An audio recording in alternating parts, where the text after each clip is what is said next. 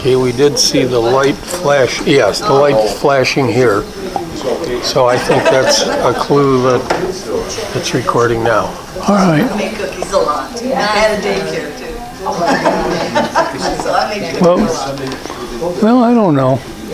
If we go out, we can see more people. I don't know. I think maybe I better go back in. All right.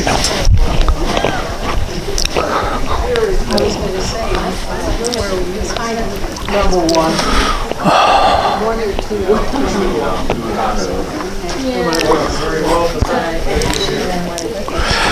Did you all get today's lesson?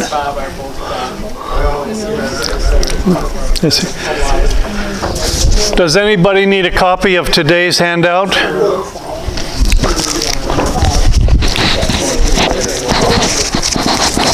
I was Recalcitrant. Is that just one there, I think, or is that two? She can pick her days. You need only one, I think. Okay. Anybody else need a copy? If you take twos and can divert your eyes from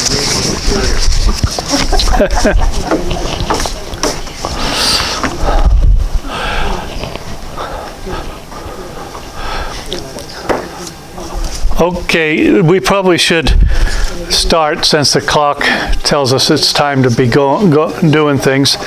There are handouts up here for today and some leftover ones from week 3 and 2 and even from week 1. The book that Cheryl and I put together right after I retired is there, and they're free, so you're welcome to take one if you'd like. But today, basically, what we're going to do is spend some time looking at Till We Have Faces.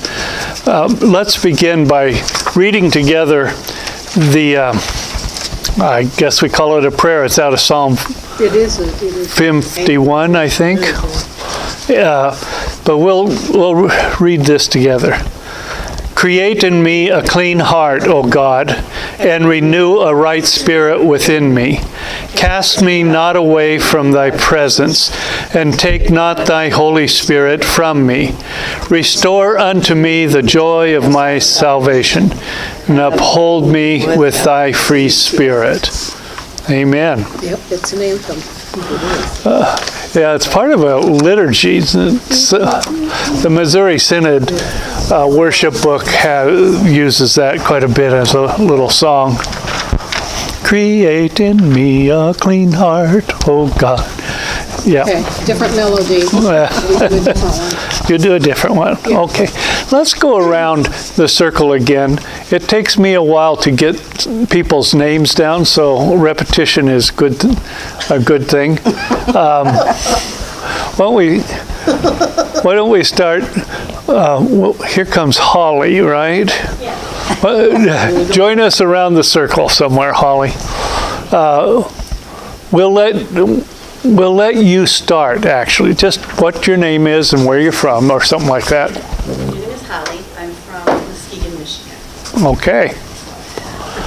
All right, Holly from Muskegon. And then we'll just come down this way. Doug, I'm from this church in Italy. Sally, hi, here. Yeah, here, Doug and Sally. I'm Randy, I'm from here. Randy and Judith, or Judy. Judith, that's my mother's name. I'm a lifelong resident of this area. Okay. It's a long life. I'm Mary Jane, MJ, and I belong to this church.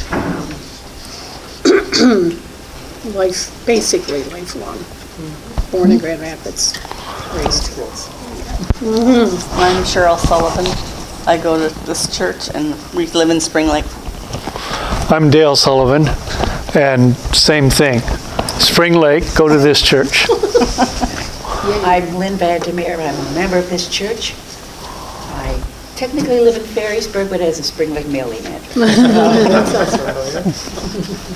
I'm Nancy Johnson. I live in Grand Haven and go to Lakeshore Baptist. Randy.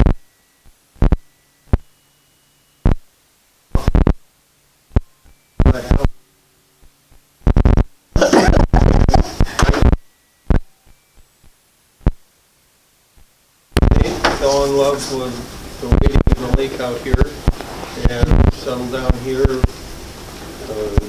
many decades ago, and enjoy being with you all today.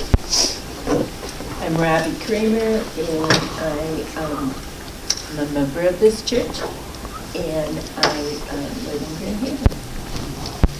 I'm Tricia DeVries, and I go to Harvest in Spring Lake, and I live in Spring Lake. I'm Joe Skenzel, and I belong to St. Patrick's. Ah, that's good. Irish. I like that.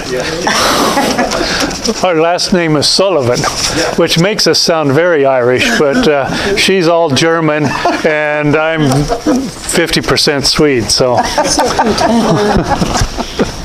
So, all right, well, we have read through the prayer. We have reintroduced ourselves. Again, we can just look at the front of this handout and see that we are now in week 4, Till We Have Faces, where we are approaching the end.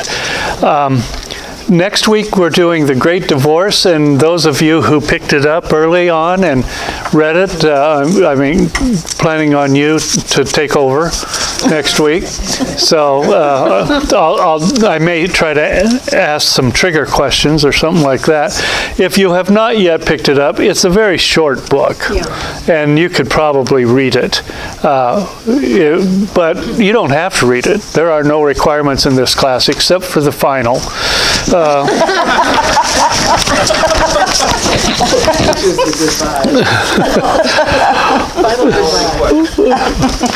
Now, if you turn that page over, you'll see on the back that there's kind of a summary of Till We Have Faces. But before we start going through that, I would like to read a little bit out of Lewis's biography by Roger Lancelin Green and Walter Hooper.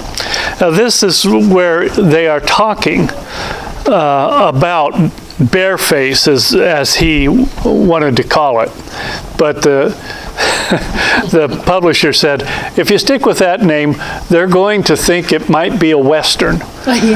So they finally settled on Till We Have Faces. I'm just going to read a patch from a couple pages here.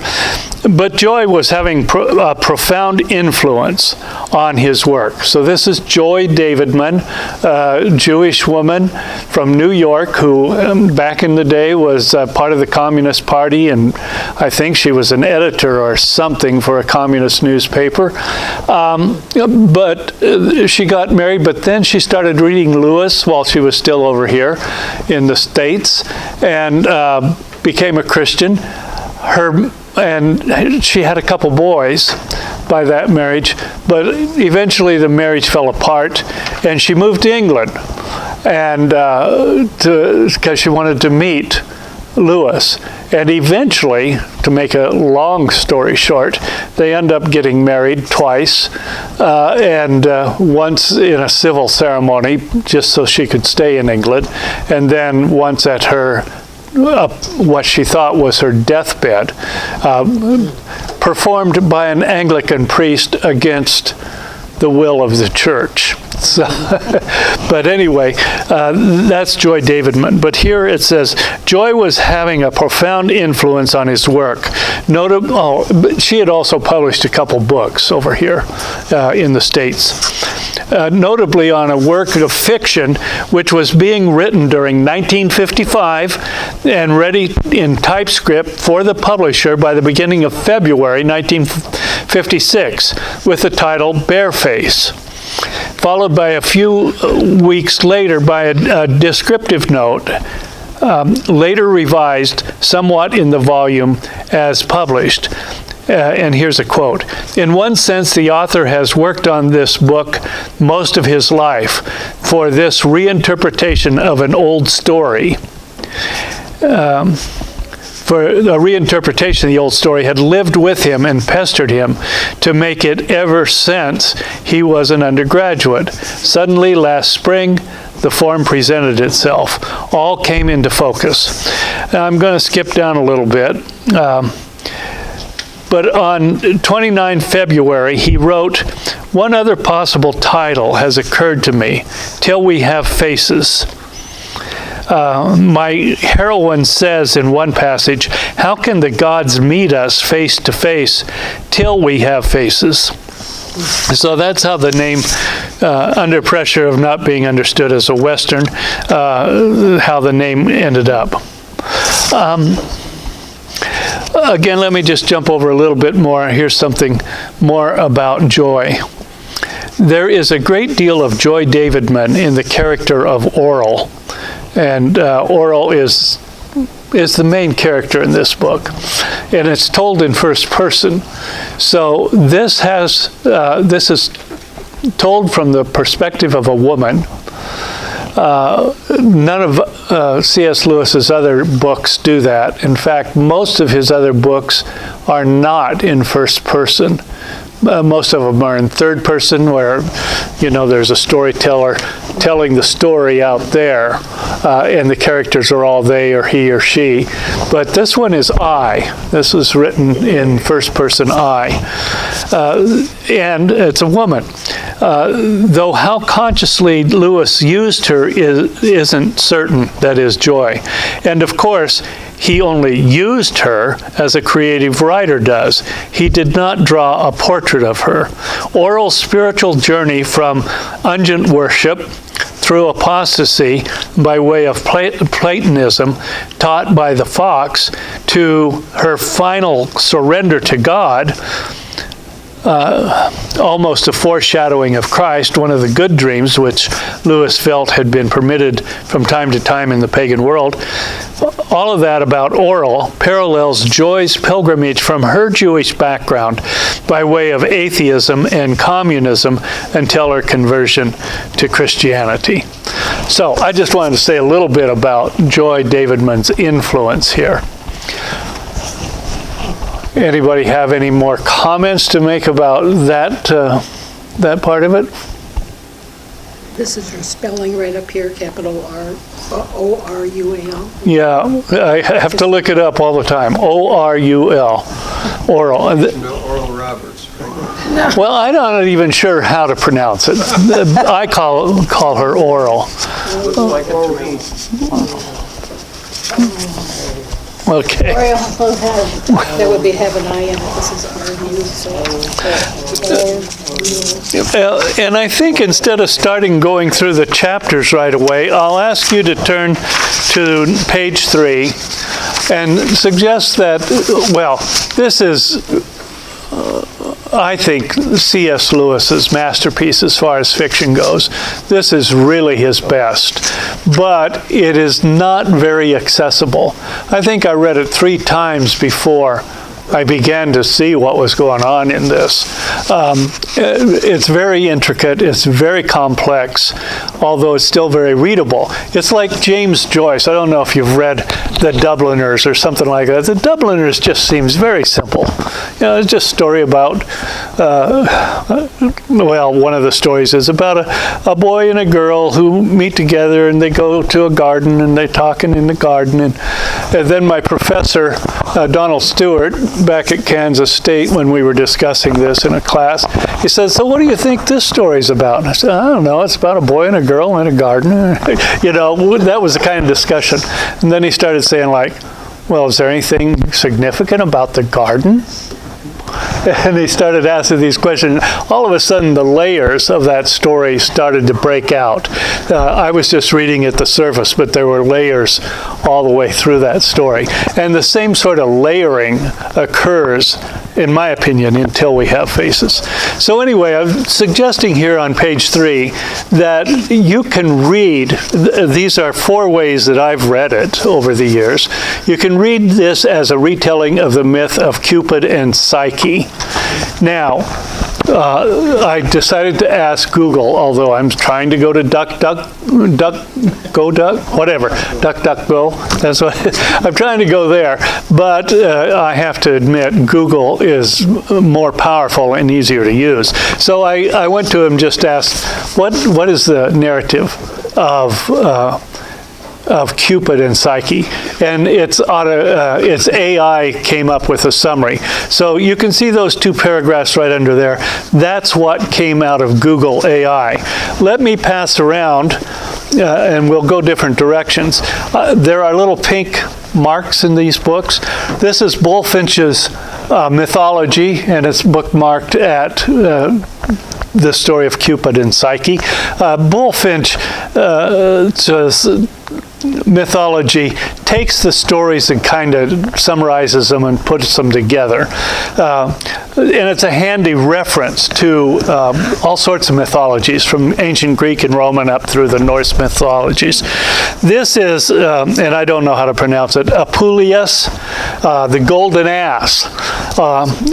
And there are a couple marks in here because this is the original manuscript that we have of the telling of this story. It was probably handed down for a long time before it was written, but this is a reference that all of it goes back to as far as literature goes. And so there are a couple of marks here that you might want to glance at. We can presume that the golden ass is a donkey. Yeah, well, it's got two S's. Yeah. Is it also called the golden bough? It's got another name. I think it's the golden bough, but that book says the golden ass. So, okay. So, of course, the story of Cupid and Psyche is basically that is it Aphrodite, who is the mother of Cupid, becomes jealous of Psyche because she's so beautiful, and she sends her son Cupid off to kill her. But instead, he falls in love with her and begins to have a secret relationship away from her, his mother. And but he wants to keep it secret, and he doesn't even want Psyche to know who he is. So he's got this rule that she can't look at him. He comes to her at night, but she can't look at him. But then, through some sort of temptation, I'm not sure, the different stories make the temptation come from different directions. But Psyche takes a lamp, and one night turns around and looks at him, and everything blows up because of that, because he's broken that covenant, that relationship, and she's basically tossed out of his paradise. Sounds an awful lot like Phantom of the Opera. Oh yeah, Phantom of the Opera. Anybody else see that kind of connection? I have seen a production of that once, 20 years ago, so I don't remember it very well. But can you explain that, though? What's in... Well, a love relationship between two people, and the guy wears a mask because he's hiding, if I remember correctly, he's hiding some scars, and he doesn't want her to see his face. Okay, so there's that kind of parallel, right? They're pretty topical, but yeah, it came to mind. Good. She's cast out, as it were, and Venus, or Aphrodite, gives her tasks to do. And she has to separate a pile of seeds. It has all sorts of seeds in it. And she has 24 hours or overnight to do it. So imagine that you've got mustard seeds in there, and you've got cucumber, you've got all sorts of seeds in there. And she has to separate those out. But mice come to help her out, and she manages to get it done. She has to go get some fleece, kind of the golden fleece story. She has to dig down. Anyway, these are tasks that Venus gives her for her to kind of redeem herself.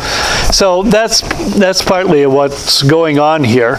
And you can see besides the summary of the story, we have, from the AI-generated thing, some of the key points out of the story. Would somebody be willing to read that first paragraph for us? That's just a retelling of the story, but it's probably better than what I just did. I can try, I'll find it longer. In the myth of Cupid and Psyche, Psyche, a moral woman, is extraordinarily beautiful, incites jealousy in the goddess Venus, who sends her son Cupid to make Psyche fall in love with a hideous creature. However, Cupid falls in love with Psyche himself and secretly marries her, with the condition that she must never look at his face. Tormented by doubt and her jealous sister, Psyche breaks this rule, causing Cupid to leave her. To regain his love, Psyche must complete a series of dangerous tests set by Venus, ultimately proving her devotion and allowing her to become immortal, finally reuniting with Cupid and achieving true love. Okay, so Lewis says that it was that myth that had been with him ever since he was an undergraduate, and wanted to write it, retell it in some way. And so that's what comes together, this retelling of the myth from a different perspective. It's from the perspective of the sister of Psyche. Okay, so that's one way of reading this book. And I think it's fairly obvious as you read through the storyline that the storyline is very similar. Okay, now skipping down to the next way to read it, it's a retelling of the story of Jesus. And just briefly, like Jesus, Psyche heals people. There comes a time when she's going among the people healing them. She is rejected by the people. She becomes sort of a scapegoat because of that. She is sacrificed to the brute beast, the shadow brute, up on a mountain, and she is symbolically raised from the dead. She goes into a paradise to be with the God who has really rescued her, and then she comes again at the end of the book. So there's this kind of parallel of reading Psyche as a Christ figure. Have any of you read the book before or seen that connection? I've read the book, but I didn't read that. Okay. Holly, you said you saw that? Yeah.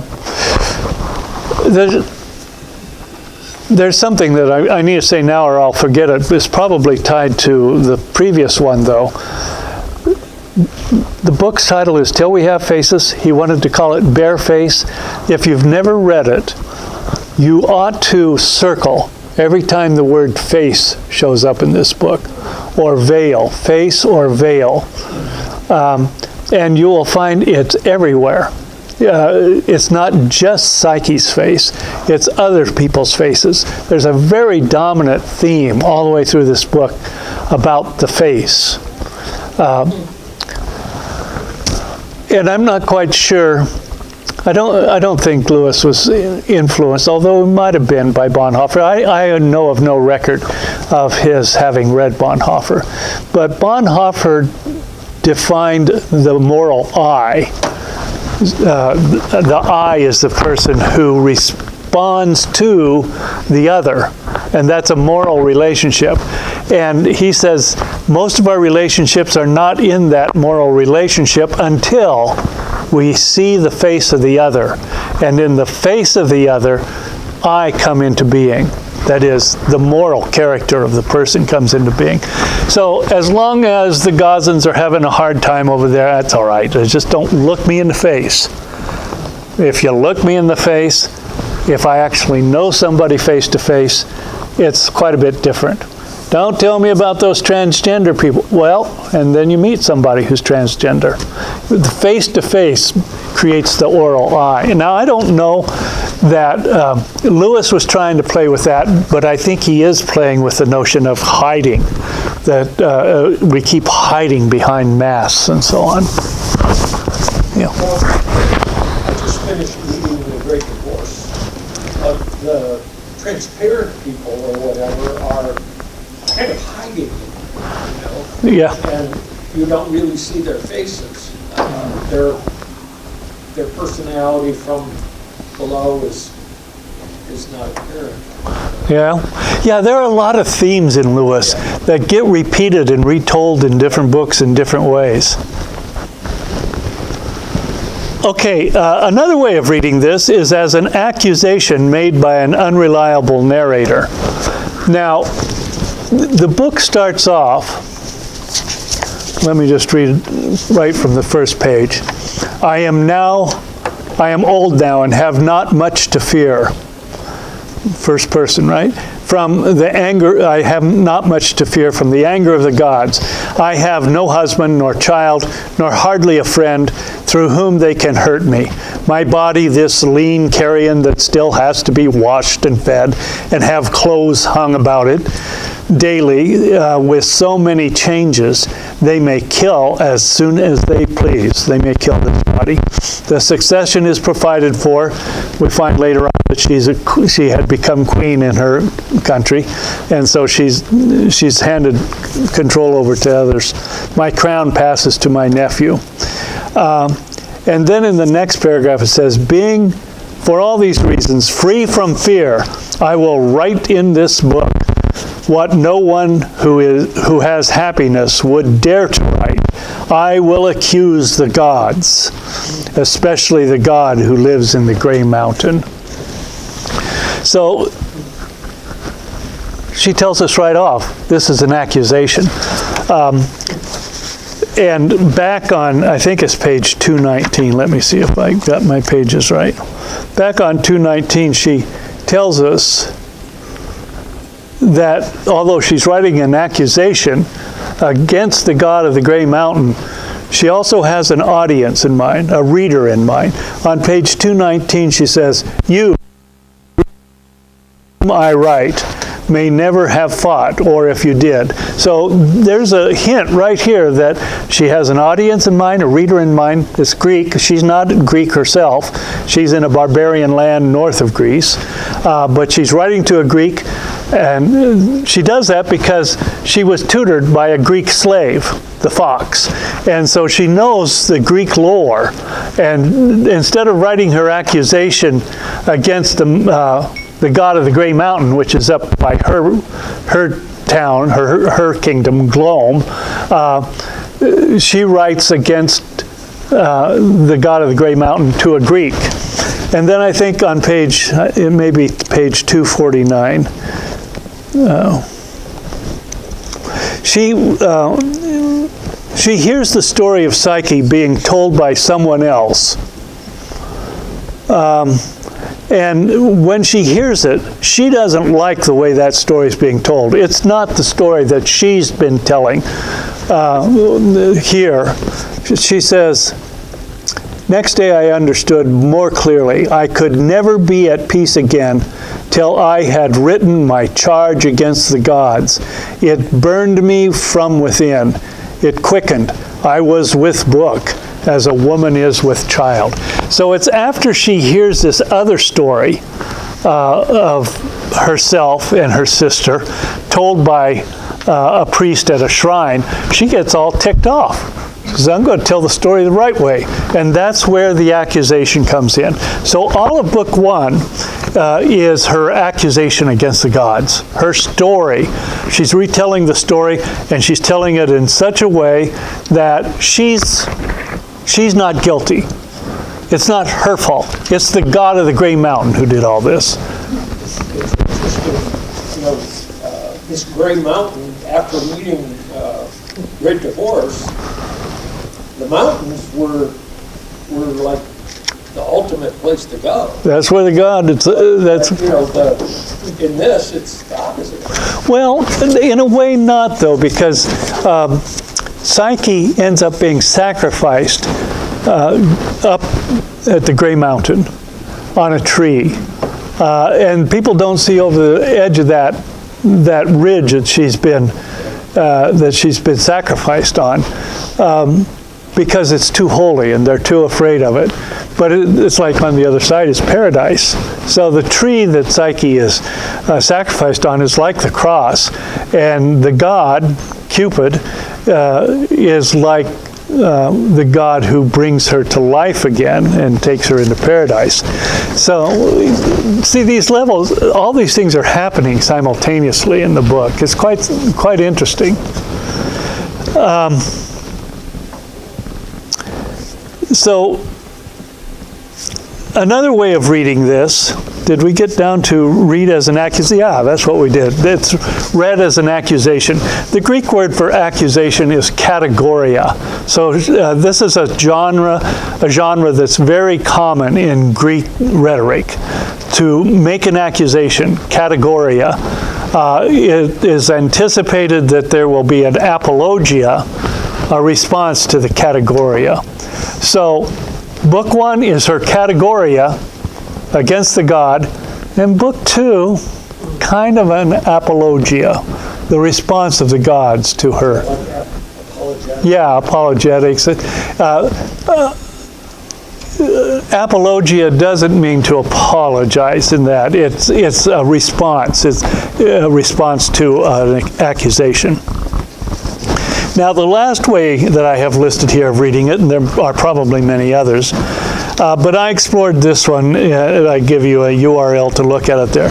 But one thing that you can see in this book is that Oral is, from the time she is taught by the fox, who is Greek, she moves back and forth between the local mythologies and she's very pious in some ways. She has great respect for the god Ungent is her name, who is the Venus character or the Aphrodite character, but she's just a rock in a dark building, and she's afraid of Ungent. But she keeps thinking there might be something going on over there. Fox tells me, nah, it's just all mythology. Don't believe it. They're just stories. But then she keeps coming back to this. There's something powerful going on with this goddess.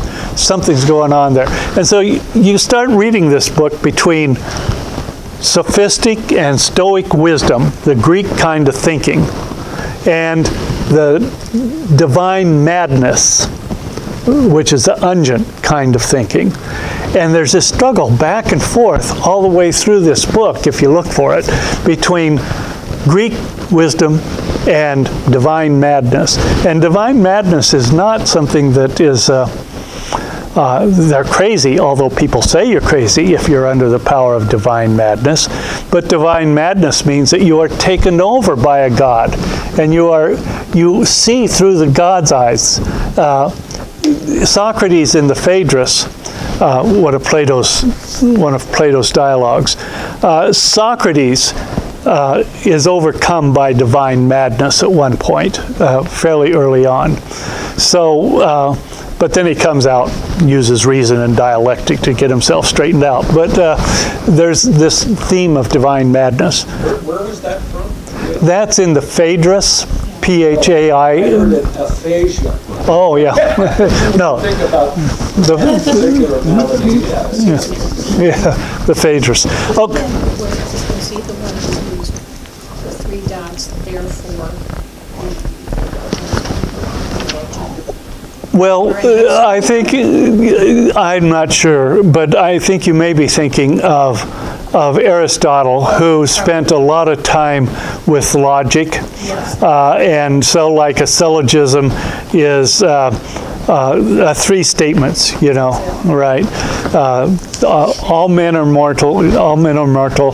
Socrates is a man, therefore Socrates is mortal. So that's syllogistic thinking, and the last of the 3 things is usually marked by the 3 dots, therefore. Okay, well, any other comments about these various kinds of reading that you can have here? Yeah, Jim.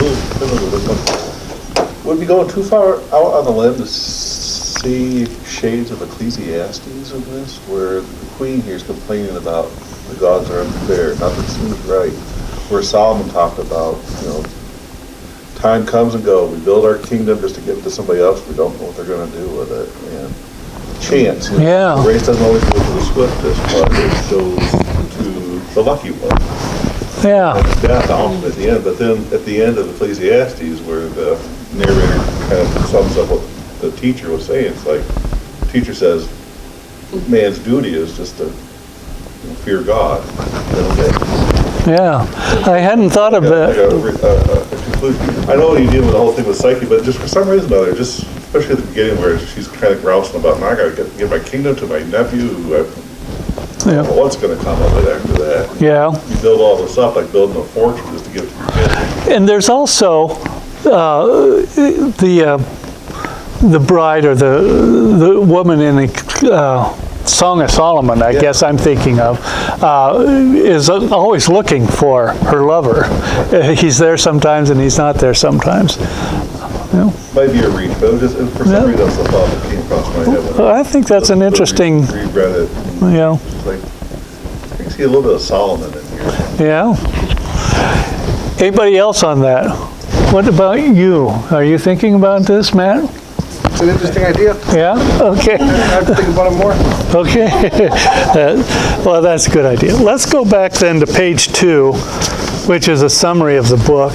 What time is it here? All right. Well, what I tried to do yesterday, you wouldn't believe how cumbersome this is. You see these hands? Do you think I can type? I typed my dissertation, I typed my master's thesis, I typed all my papers, and then after I retired, they went crooked. And I can't type, I have to go, all right, now where is the cue? My hands know, but I don't know. So where is that thing? And then I'm doing this and I'm missing it because this one's crooked. You know, this is my pointing finger, so I'm going to put that on the Y. And instead I get the one next to it. So anyway, I pecked through this yesterday. Okay, in chapter 1, and notice it's divided between book 1 and book 2 on this page. And I was able to go into a little more detail in book 1 than I was in book 2. By the time I got to book 2, I was exhausted. So in chapter 1, it sets the stage. And so like most books, the first chapter is very important. It sets the stage. First, we find out that this is going to be told by an old woman. The narrator is in first person. The old woman is oral. She's a queen at this time when she writes, although she's kind of given up her kingdom to her nephew, and she's an old woman. This is a genre, and the genre is an accusation or a categoria.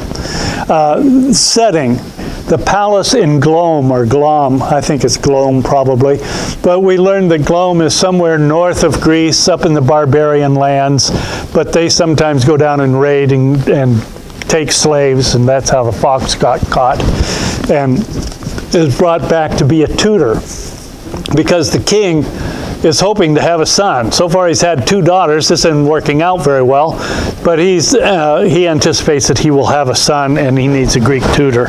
Nothing but the best, of course, for this son. But he doesn't have a son yet, just to let the story move on a little bit. So he says, here, practice on them. And he's talking about Redival, who is Oral's sister. Oral and Rediva, all, A-L. Practice on them. Okay, who else do we see here?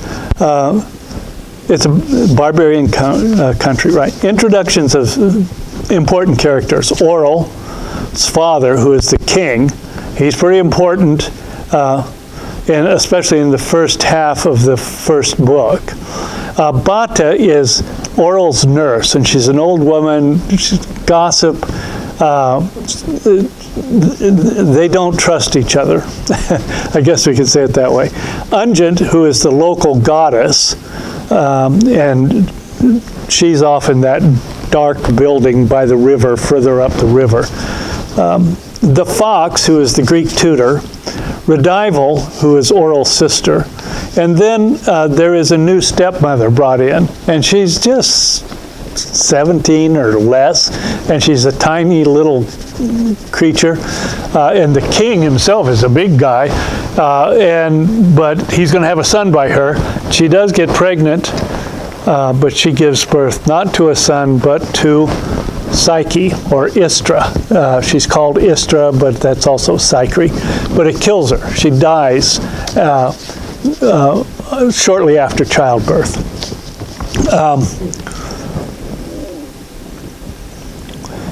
So, what do I want to? The new stepmother. Okay, the story begins. And then after he goes through this way of introducing these characters, we get the story beginning. Fox arrives, and later the new stepmother. The king has no sons. Oral begins to wear a veil. She doesn't realize it at first, but people think of her as being ugly. And eventually, as she grows a little bit older, she begins to understand that people think she is ugly. And her father actually tells her, you got to wear a veil. You can't stand to look at her. So she starts wearing a veil when she's still young. She takes on wearing the veil all the time after Psyche is cast out. Then, she becomes the queen, Oral becomes the queen, and she decides to wear the veil all the time at that time. Okay, so the beginning of the theme of the veil. In chapter 2, Psyche is born, and we learn about her early childhood, where she also joins the sisters with Fox and so on. Psyche longs for the Gray Mountain. We learned that as she's growing older, they often meet back in the pear trees or somewhere, but they can see the Gray Mountain from there, and she has this deep longing to go to the Gray Mountain. This is part of what C.S. Lewis experienced as a child. My understanding is that from, what is it called? David, right? Is your name David? I'm sorry. Joe. You said you went to Little Lee. Evidently from Little Lee you can look across, I don't know if it's across Belfast to the south, but you can see mountains off in the distance. And he became infatuated with those mountains and had great longing to go there. And of course, as a child, it was pretty difficult for that to happen. But longing becomes a very important theme in C.S. Lewis. Longing is for something outside yourself. To have longing is to desire something besides yourself. Whereas if you're a self-centered person, everything out there is just something that you can bring in under your control, and your ego gets bigger and bigger. But somebody who is controlled by longing keeps going out of themselves towards the thing that is longed for. In the Great Divorce for next week, if you want to review it or whatever, think about the difference between the characters who are all wrapped up in themselves, are coming from hell or purgatory. They're all wrapped up with themselves. And the angelic saints that have gone into the mountains that are coming back to try to convince them to stay, they're all wrapped up in joy. And joy is that longing for otherness. So, well, that's what I did with my master's thesis. I tried to prove that that was the case, and I still think I may have been right on that. Okay, let's see, chapter 3, and jump in at any time, if something occurs to you. Chapter 3, Redival, the sister that Oral had before Psyche, she begins to be more and more excluded and becomes jealous. At least the way Oral is telling it. And Psyche becomes a healer during a plague and a drought.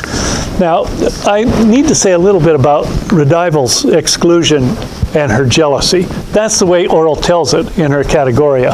Part of her redemption in Book 2 is somebody tells her about what Redival went through. It's not that Redival was jealous and standoffish. It was that Oral kept excluding her. Oral kind of took over the Fox and kind of excluded Redival. And part of what has to happen in Book 2 is repentance. repentance is to turn around, right? To turn around. So she has to turn around her opinions about revival and other sorts of things going on. And then there's a plague, people are sick, there's a drought, and Psyche is so beautiful that people begin to want her to come among them. And she goes among them and touches them, and it's unclear whether or not she heals them. Some are healed and some die. But anyway, she's a kind of a Christ-like figure in that. But when the plague doesn't go away, in chapter 4 and 5, the people rise up, they don't love her anymore, and she becomes kind of a scapegoat. Now, what's a scapegoat? Somebody that blames stuff. That takes the sins of the town and they drive it up. Right. So a scapegoat, in Leviticus, I think it is, there are two goats. One of them's taken into the temple area, or the tabernacle, and it's slaughtered. The other is a goat that, I don't know, do they put blood on the goat? I thought they put their hands on them. Put the hands on the goat, and that's transferring the sins of the people. So one goat is killed, and the other is sent out into the wilderness to wander. So really it's two pictures of dealing with sin. You have to have sacrifice, and you have to have the sins taken away. So she becomes a scapegoat in that she becomes the person that is blamed for everything. Is that an early sighting of Jesus coming out into the Yeah, right. That Jesus is a scapegoat. He takes and he is killed, right? So he bears our sins, and yet he is also sacrificed for our sins. amazing how Yeah. Old Testament and New, and people really need to be aware of that, because, there are those who don't think the Old Testament, the New Testament is more important, but it's not. Yeah, you need both testaments. But I think you could read, it kind of depends on how you read. I almost always thought for a long time that all of the Bible was the plenary Word of God. That is, God spoke it word for word, and if you find a verse that says this, like stone a witch, don't suffer a witch to live, that's God's command. So if you run across a witch, you should stone her, but of course we don't do that, but we think we should. But there's other ways of reading the Old Testament. One of them is, this is the struggling of the people of Israel to come to terms with their God. They know that there is a God among them, and sometimes he prophesies directly to them and they try to get it down. Sometimes he seems to work through nature and through history, and they try to get that down, and so on. But another way of looking at it, and I think Luther says this, and I'm sure others do as well, that everything in the Old Testament is about Christ. Everything is about Jesus. It's a foreshadowing of Jesus. They're the types, and then in the New Testament, the antitypes, the fulfillment of the types. Anyone more on that? Say what?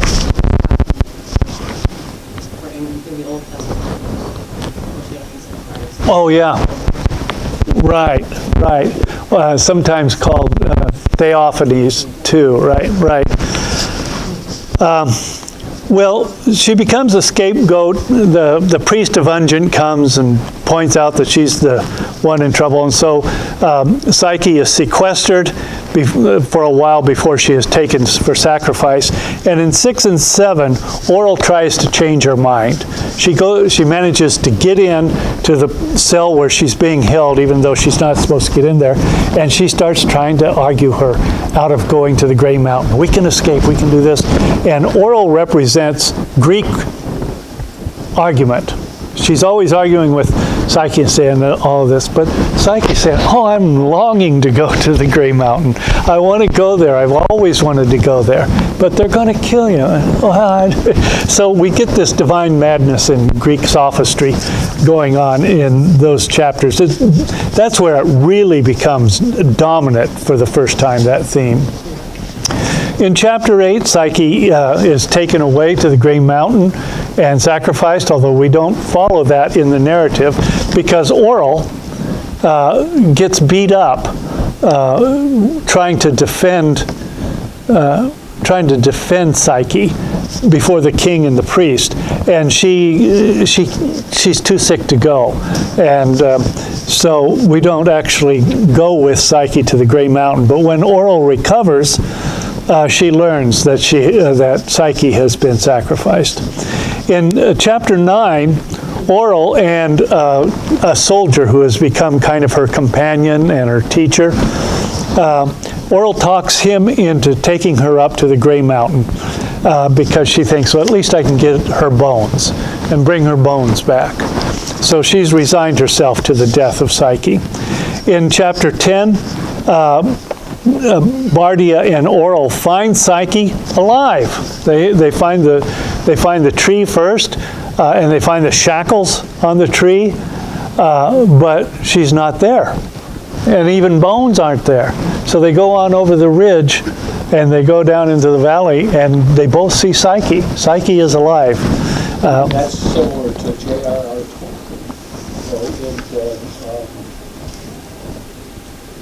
The Journey. Isn't there a scene where somebody is tied to a tree?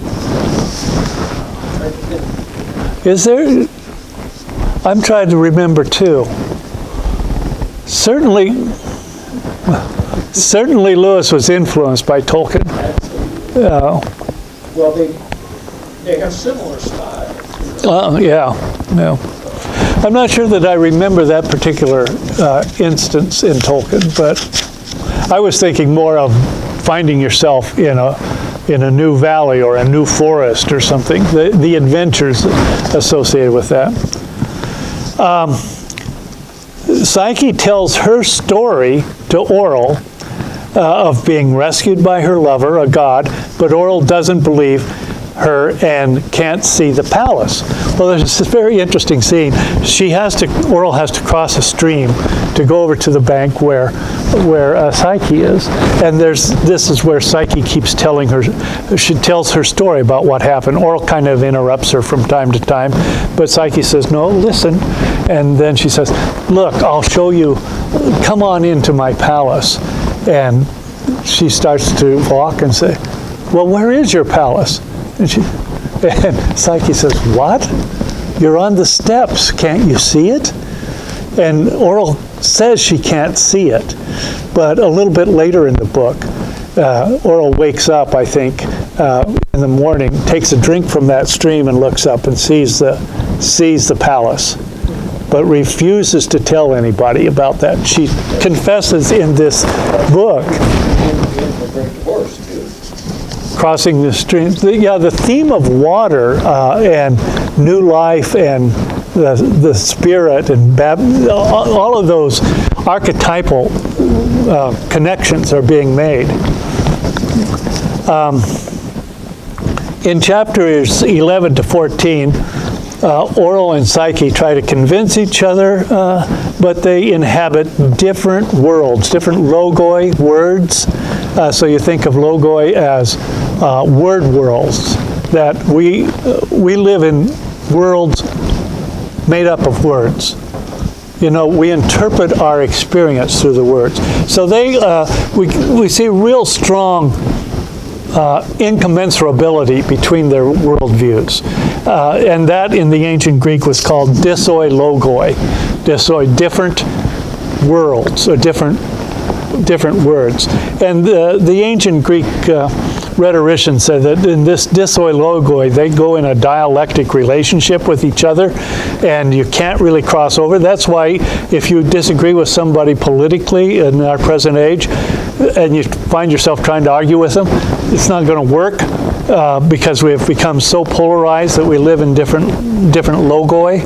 And so you can't argue across logoi is kind of the ancient notion, but they can collide in such a way that something new opens up out of them, and that's kairos, that opening, that new kind of time. How do you spell that? Kairos. Realizing their face, seeing their face.